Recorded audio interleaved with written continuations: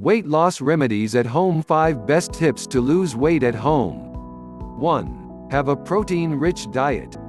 A high-protein diet keeps you full for a longer time and boosts your metabolism. It also helps you be fit and alert all day.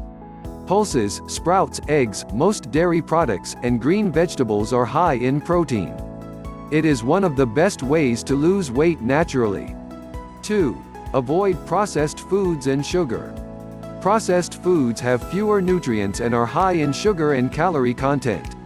White bread, white pasta, chocolates, biscuits, etc. should be consumed in smaller amounts or removed from your diet. 3. Drink herbal teas and black coffee. You can make many types of herbal teas at home by boiling spices and herbs like tulsi, turmeric, ginger with lime and honey.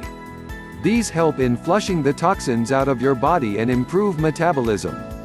You can also drink 1 cup of black coffee a day to keep your body active. It also helps in burning more calories. 4. Try low-impact exercises.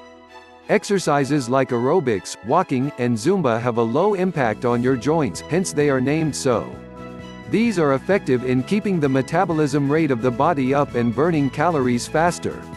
Before I say what you should not do, please check the best diet plan link in the description. What you should not do.